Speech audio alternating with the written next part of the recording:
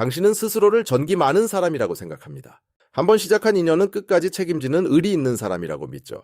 하지만 정말 그럴까요? 만약 그게 사랑이 아니라 당신 뇌가 만들어낸 착각이라면요? 당신이 놓지 못하는 건 그 사람이 아닙니다. 당신이 잃어버릴까봐 두려워하는 건 이미 사라진 시간들입니다. 주변 친구들은 당신에게 이렇게 말합니다. 너는 너무 착해서 탈이야. 혹은 오래 만났는데 어떻게 한순간에 끊어내겠어 라며 위로하죠. 이런 말들은 듣기에는 좋습니다. 당신의 우유부단함을 인간미로 포장해 주니까요. 하지만 이 포장지를 걷어내면 그 안에는 아주 차갑고 계산적인 심리적 오류가 숨어 있습니다. 우리는 이것을 사랑이나 정이라고 부르지만 심리학에서는 전혀 다른 이름을 붙입니다. 왜 우리는 이미 망가진 관계라는 걸 알면서도 투자한 시간이 아까워 고통을 연장하는 걸까요? 오늘 우리는 당신의 결단력을 마비시키는 진짜 범인을 찾아낼 겁니다. 이 현상의 정식 명칭은 매몰비용 오류입니다. 경제학에서 시작된 용어지만 사실 인간관계에서 가장 강력하게 작동합니다. 매몰비용이란 이미 지불해서 다시는 되돌려 받을 수 없는 비용을 말합니다. 예를 들어볼까요? 당신이 재미없는 영화를 보러 극장에 갔습니다. 영화 시작 30분 만에 당신은 깨닫습니다. 이 영화는 정말 최악이야. 하지만 당신은 자리에서 일어나지 않습니다. 왜냐하면 이미 낸 티켓값이 아깝기 때문이죠. 여기서 티켓값은 매몰 비용입니다. 당신이 영화를 끝까지 보든 지금 나가든 그 돈은 절대 돌아오지 않습니다. 합리적인 사람이라면 돈은 이미 잃었으니 시간이라도 아끼자며 극장을 나와야 합니다. 하지만 우리는 본전 생각 때문에 남은 90분의 시간까지 고통 속에 밀어넣습니다. 이것이 바로 관계에서 당신이 겪고 있는 상황입니다. 지난 3년 혹은 5년, 그 시간은 이미 지나갔고 돌려받을 수 없습니다. 하지만 당신은 그 시간이 아까워서 앞으로의 3년도 고통받기로 선택하고 있는 겁니다. 그렇다면 도대체 왜 우리 뇌는 이런 비합리적인 선택을 하는 걸까요? 심리학자 데니얼 카너먼은 이를 손실 회피 성향으로 설명합니다. 인간은 100만 원을 얻을 때의 기쁨보다 100만 원을 잃을 때의 고통을 2배 더 크게 느낍니다. 우리의 뇌는 이익을 추구하기보다 손실을 막는데 훨씬 더 필사적으로 설계되어 있습니다. 진화론적으로 보면 이는 생존에 유리했습니다. 가진 식량을 잃는 건 곧 죽음을 의미했으니까요. 하지만 현대의 인간관계에서 이 본능은 치명적인 오류를 일으킵니다.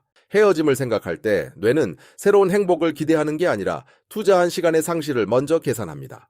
실제로 뇌과학 연구에 따르면 손실을 확정 지으려 할 때 우리 뇌의 애섬엽이라는 부위가 활성화됩니다. 이 부위는 신체적인 고통이나 역겨움을 느낄 때 반응하는 곳입니다. 즉, 당신이 헤어져야지라고 결심하는 순간 뇌는 그것을 실제 물리적인 고통처럼 느낍니다. 그래서 당신은 그 고통을 피하기 위해 무의식적으로 합리화를 시작합니다. 그래도 예전엔 좋았잖아. 내가 조금만 더 노력하면 변하지 않을까? 이것은 사랑이 남아서가 아닙니다. 당신의 뇌가 손실이라는 고통을 피하려고 필사적으로 변명거리를 찾는 겁니다. 이런 현상을 역사적으로 가장 잘 보여주는 사례가 바로 콩코르드 오류입니다. 1960년대 영국과 프랑스는 초음속 여객기 콩코르드를 개발했습니다. 개발 도중에 이미 알았습니다. 연료비는 너무 비싸고 소음은 심해서 사업성이 없다는 것을요. 하지만 두 나라는 멈추지 않았습니다. 왜냐? 지금까지 쏟아부은 천문학적인 돈이 아까웠으니까요.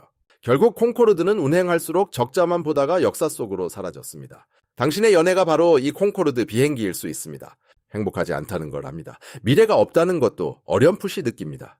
하지만 지금까지 만난 정이라는 이름의 매몰 비용 때문에 계속 연료를 붓고 있는 겁니다. 우리는 일상에서도 이런 실수를 반복합니다. 버스를 20분이나 기다렸는데 안 옵니다. 택시를 탈까 고민하지만 기다린 게 억울해서 계속 서 있습니다. 도박에 빠진 사람들이 본전만 찾으면 일어난다고 말하며 전 재산을 잃는 것도 같은 원리입니다. 관계에서도 마찬가지입니다. 내가 너한테 어떻게 했는데 라는 생각은 사랑이 아니라 보상 심리입니다. 당신은 무의식적으로 투자한 만큼의 감정을 회수하고 싶어 합니다. 하지만 상대방은 자판기가 아닙니다. 당신이 시간과 노력을 넣었다고 해서 원하는 사랑이 나오는 건 아닙니다.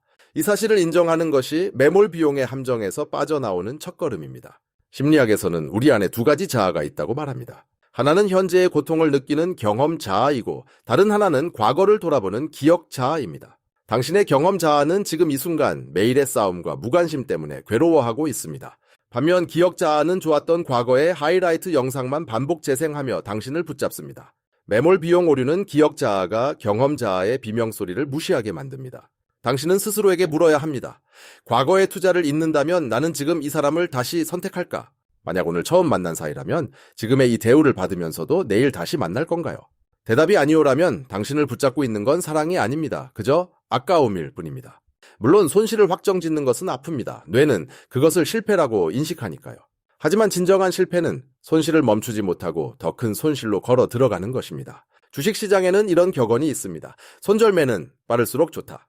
이미 떨어진 주가를 보며 오르겠지라고 기도하는 것보다 남은 돈이라도 건져서 다른 곳에 투자하는 게 현명합니다.